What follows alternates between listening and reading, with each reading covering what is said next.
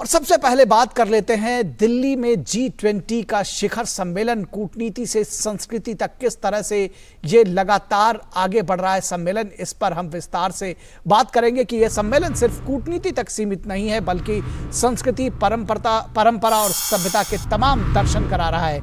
G20 सम्मेलन के लिए दिल्ली सजकर तैयार है। सम्मेलन के लिए विदेशी राष्ट्राध्यक्षों और मेहमानों के आने का सिलसिला जारी है। 24 घंटे मौसम विभाग मौसम की निगरानी में जुटा हुआ है। वहीं भारत की अगुवाई में इस बार G20 के एजेंडे में मानवतावादी दृष्टिकोण समाहित है। हम सिर्फ विकास की अंधी दौड़ का अनुमोदन नहीं करते। सम्मेलन से पहले पीएम मोदी का एक आलेख अखबारों में प्रकाशित हुआ है जिसमें उन्होंने समग्र विकास की जरूरतों और वैश्विक चुनौतियों से निपटने के लिए एकजुट होने की बात लिखी है। पीएम ने लिखा, वसुधैव कुटुंबकम, ये दो शब्द एक गहरे दर्शन को दर्शाते हैं। ये पूरी दुनिया को एक परिवार मानने की भारतीय परंपरा है। ये एक सर्वव्यापी दृष्टिकोण है जो हमें सीमाओं, भाषाओं और विचारधाराओं से परे एक सार्वभौमिक परिवार के रूप में प्रगति करने के लिए प्रोत्साहित करता है। हम अपने ग्रह का पोषण करने के लिए एक साथ आए। एक परिवार के रूप में हम विकास के प्रयास में एक दूसरे का समर्थन करते हैं। प्रधानमंत्री ने अपने लेख में लिखा, पीएम ने लिखा कि हम एक साझा भविष्य के लिए वन फ्यूचर की ओर एक साथ आगे बढ़ रहे हैं जो इस परस्पर जुड़े समय में एक अकाट्य सत्य है। भारत के इस आयोजन में उसकी संस्कृति, परंपरा और मानवतावादी दृष्टिकोण की झलक स्पष्ट दिखाई देती है। आयोजन स्थल भारत मंडपम भी इसका उद्घोष करता हुआ दिखाई देता है। बाहर उथले पानी में शंख की एक विशाल आकृति है जो शुभ शुरुआत का प्रतीक है, तो अग्रभाग में सूर्य शक्ति सौर ऊर्जा के दोहन में भारत के प्रयासों को उजागर करता है। आकर्षण का केंद्र बनी नटराज की विशाल प्रतिमा के जरिए मानो शिव स्वयं अपने इस स्वरूप से सार्वभौमिक स्वतंत्रता का उद्घोष करते हुए दिख रहे हैं। पीएम के शब्दों में, भारत के लिए उच्च स्तरीय कूटनीति का प्रयास भर नहीं है बल्कि मदर ऑफ डेमोक्रेसी और मॉडल ऑफ डाइवर्सिटी के तौर पर दुनिया को भारत के दर्शन हो रहे हैं। तो ये बात समझने की है कि मदर ऑफ डेमोक्रेसी के तौर पर दुनिया को भारत के दर्शन हो रहे हैं और डाइवर्सिटी के तौर पर भी दुनिया को भारत के दर्शन हो रहे हैं। तो किस तरह से ये पूरा जो G20 का सम्मेलन है ये सिर्फ कूटनीति की बात नहीं करता, सिर्फ उच्च स्तरीय कूटनीति की बात नहीं करता बल्कि संस्कृति, सभ्यता की बात करता है और मानवतावादी दृष्टिकोण जिसका भारत हमेशा से पोषक रहा है, तो उस भारत के मानवतावादी दृष्टिकोण को भी सामने लेकर आता है। तो इसीलिए इसकी थीम जो है रखी गई है वसुधैव कुटुंबकम। तो जब हम बात वसुधैव कुटुंबकम की बात करते हैं तो निश्चित तौर पर पूरी दुनिया को एक कुटुंब, एक परिवार मानते हैं। और इस पूरे विषय पर बातचीत करने के लिए हमारे साथ इस वक्त हमारी संवाददाता मेघना देव बनी हुई हैं। उनसे जानेंगे कि किस तरह से तैयारियां हैं और क्या कुछ ये सभ्यता और संस्कृति के साथ साथ कूटनीति को अपने आप में समेटे हुए G20 कहता है। मेघना, आपके पीछे जिस नटराज की मूर्ति का मैं जिक्र कर रहा था वो दिखाई दे रही है और साफ तौर पर पूरे G20 देशों के साथ साथ तमाम जो दूसरे देशों के विशेष मेहमान हैं उनका समागम हो रहा है, वो लगातार यहाँ पर आ रहे हैं। लेकिन ये सिर्फ कूटनीति तक ही नहीं सीमित है G20 बल्कि उससे आगे बढ़कर संस्कृति, सभ्यता और परंपरा को भी दर्शाता है, मानवतावादी दृष्टिकोण को भी बताता है। क्या जानकारी देंगे आप? बिल्कुल, देखिए, सबसे पहले अगर हम देखें तो इस शिखर सम्मेलन को भारत का जो सॉफ्ट पावर है वो शोकेस करने का ये एक बहुत बड़ा मंच है। भारत ने पूरी तरीके से कोशिश की है कि भारत की जो सॉफ्ट पावर है, संस्कृति है, जो इतिहास है, जो अगर हम कहें तो डेमोक्रेसी का जो इतिहास रहा है उसको भी शोकेस करने की, और उसके साथ ही ना केवल संस्कृति, इतिहास, परंपरा बल्कि उसके साथ मॉडर्न भारत में क्या है, डिजिटल इंफ्रास्ट्रक्चर कैसा है, जो हम डिजिटल स्पेस में कर पा रहे हैं वो कैसा है, उसको शोकेस करने के लिए पूरी कोशिश की गई है और तैयारियां पूरी हो चुकी हैं। मेरे ठीक पीछे पहले आपको मैं ये जो पूरी जगह है वो दिखा दूं क्योंकि यही वो मुख्य जगह रहेगी जहां से ये पूरा शिखर सम्मेलन होगा, जहां पर सबकी निगाहें टिकी होंगी 9 और 10 तारीख को जब ये शिखर सम्मेलन होगा G20 का। और सभी जो बड़े नेता हैं, वैश्विक नेता हैं, जो ताकतवर नेता हैं विश्व के, वो यहाँ पर होंगे, उनका एक जमावड़ा यहाँ पर होगा, मंथन होगा काफी विषयों पर। अगर हम देखें तो हेल्थ का सेक्टर बहुत अहम है, फाइनेंस की बात होगी, उसके साथ ही भारत ने कई इनिशिएटिव्स लिए हैं। भारत के इनिशिएटिव्स की अगर बात करें तो डिजिटल इंफ्रास्ट्रक्चर की बात करें, अगर हम डिजास्टर मैनेजमेंट की बात करें, इन सभी विषयों पर भारत ने एक तरीके से फोकस किया है, स्टार्टअप्स पर फोकस किया है। कई ऐसे सब्जेक्ट हैं जो आज की तारीख में जब प्रधानमंत्री लिखते हैं जब बोलते हैं वसुधैव कुटुंबकम, तो वो कहते हैं कि ग्लोबलाइजेशन ऐसा हो कि कोई पीछे ना छूट जाए।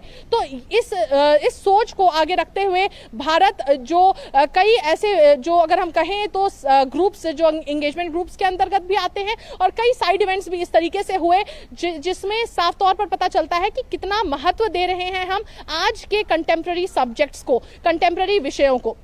उसके अलावा अगर हम खास तौर पर इस जगह की बात करें, एक एग्जीबिशन लगाया गया है जो यहाँ पर जो लीडर्स, जो डेलीगेट्स आएंगे वो देख सकेंगे। एग्जीबिशन है भारत के डिजिटल इंफ्रास्ट्रक्चर का, यूपीआई का, भाषिनी का, कोविन का, किस तरीके से हम डिजिटली अपने इंफ्रास्ट्रक्चर को और ज्यादा सशक्त कर रहे हैं, उसका पेनिट्रेशन कितना ज्यादा बढ़ चुका है कि अब टियर 2, टियर 3 सिटीज में भी इंटरनेट है और वो इजीली एक्सेस कर सकते हैं इस डिजिटल इंफ्रास्ट्रक्चर को जो पब्लिक द्वारा ही ओन्ड है, जो गवर्नमेंट पब्लिक जो डिजिटल इंफ्रास्ट्रक्चर है। उसके अलावा जब हम बात करते हैं क्राफ्ट, कुजीन और कल्चर, निखिल ये 3 पे साफ तौर पर फोकस नजर आ रहा है। क्राफ्ट्स क्योंकि यहाँ पर एक क्राफ्ट्स बाजार लगाया जाएगा जहां पर फोकस सभी जो राज्य हैं उसके प्रोडक्ट्स पर फोकस रहेगा। 1 डिस्ट्रिक्ट 1 प्रोडक्ट फोकस किया जाएगा। नॉर्थ ईस्ट के जो प्रोडक्ट्स हैं उन पे फोकस किया जाएगा। सभी राज्यों को स्टॉल्स दिए गए हैं यहाँ पर जहां पर वो बेच भी सकते हैं अपने जो प्रोडक्ट्स हैं, उनकी बिक्री भी कर सकते हैं यहाँ पर। तो ये एक बहुत अहम चीज होगी जहां पर डेलीगेट्स भारत से उनके पसंदीदा कल्चरल हेरिटेज के सुवेनियर्स ले जा सकेंगे। तो ये भी एक यहाँ पर खासियत रहेगी।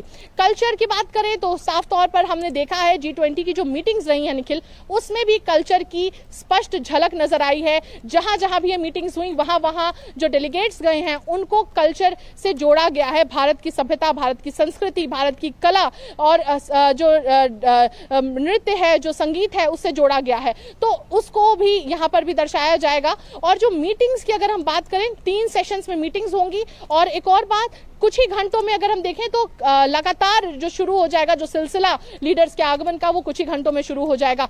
कल एक पावर पैक डे रहेगा क्योंकि जो लीडर्स का जो आगमन है वो सबसे ज्यादा कल ही से शुरू होगा। तो कुछ घंटे बचे हैं और अब समिट का भी काउंटडाउन शुरू हो चुका है। तो सभी की निगाहें भारत मंडपम पे ही होंगी जहां हम अभी मौजूद हैं। जी जी बिल्कुल, आपने बिल्कुल विस्तार से बताया। तो इसका थोड़ा हम आफ्टर इफेक्ट भी आपसे समझना चाहेंगे। ये कहें कि साल भर से ये आयोजन चल रहा है, जिस तरह से 60 शहरों में 200 से ज्यादा ये पूरे तमाम जो सम्मेलन के साथ साथ जो तमाम मीटिंग्स हुई हैं और जो सम्मेलन की तैयारियां हैं, जिस तरह से आम लोग इसमें रचे बसे हैं।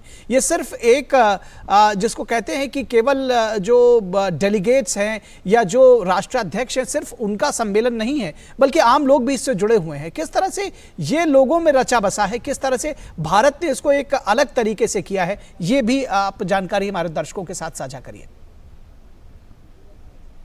बिल्कुल, सबसे पहली चीज हमने कुछ फॉर्मर एम्बेसडर से बात की थी निखिल कि किस तरीके से अगर आप देखते हैं कि जो लोग हैं, एक लेमैन है जिसको प्रोबेबली G20 के बारे में ज्यादा जानकारी नहीं है, वो भी आज जानता है कि G20 करके एक ग्रुप है जिसकी यहाँ पर मीटिंग्स हो रही हैं। उसके पास के शहर में कुछ मीटिंग्स हुई हैं, इस विषय पर मीटिंग हुई है। तो काफी ज्यादा जानकारी अब लोगों के अंदर है, काफी ज्यादा अवेयरनेस लोगों के अंदर है। ये कैसे हुआ? अगर हम पहली बात करें तो लोगो है जो G20 का, उसको हर जगह इस्तेमाल करने की, या अगर हम देखें तो हर जगह आज की तारीख में हर एक व्यक्ति फेमिलियर है G20 के लोगो से।